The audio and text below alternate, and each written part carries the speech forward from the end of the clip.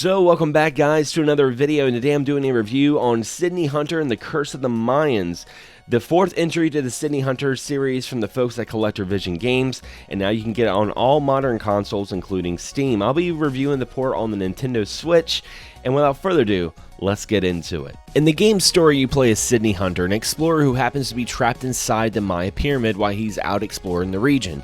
He soon discovers that the Kukulkan has broken up the important Hap calendar into 7 separate pieces and has hid them throughout the pyramid. This has caused chaos and time freezing if the Hap calendar isn't put back together in time. The local Mayans ask Sydney to go out and find the 7 pieces, defeat Kukulkan, and bring peace and balance back to Maya civilization. In doing so, restores time to continue.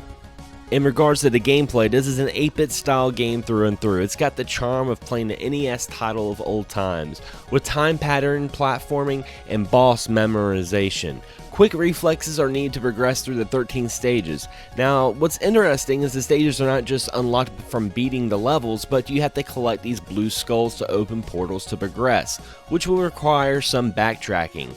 Jewels you collect can be used to buy upgrades from the tribes to help the player, but beware of broken platforms, the snakes hidden on the grass. Break every wall you can find to get those skulls and find new and more powerful power-ups. Exploration is the key. The game has a high replay value to get every achievement available because the treasures are there, you only need to find them. Now, one of the things that I try to do when I'm reviewing an indie retro-inspired game is, does this game have its own identity? Like, sure, it's got inspirations from Mega Man to Castlevania to Pitfall to Indiana Jones, but Sydney Hunter is its own identity, and for that I really commend the folks at Collectorvision Games for that. And you know, these folks have really had a huge love for retro games from the get-go. I mean, this is the 4th entry to the Sydney Hunter series, but the previous entries were on older consoles. There were new games on older consoles. A passion project, I feel like, from a small team that really had a love for games of the old, but at the same time, they don't try to let their nostalgia push the art direction and the gameplay of what they're trying to put out, and for that I really commend them. I thought that was really something that's hard to do, to be quite honest. So the only thing I could really think of that would be a problem with this game, before I give it the score, the only thing I would think of that maybe someone would have an issue with is it doesn't have autosave.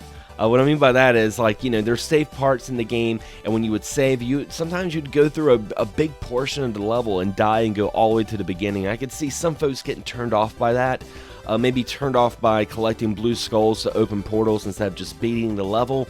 But for me, like I said, I think of the old days. I think of, like, okay, if I die, it's my fault. I need to go back through and I need to, you know, have faster reflexes. I need to remember time patterns for bosses. I need to get into better. I need to get good, you know. So with that being said, I really want to give this game a 9 out of 10 for a $19.99 price tag. I feel like it's really worth it. I haven't played a retro game indie title like this in a very long time. I feel like there was a lot of love and care put into Sydney Hunter and Curse of the Mayans. So anyway guys, what do you think about Sydney Hunter and the Curse of the Mayans? Leave a comment below. I'd love to hear some of your thoughts, and if you've been playing it, be sure to leave a comment of your impressions of the game. I'd love to hear some of it and have some feedback within the community.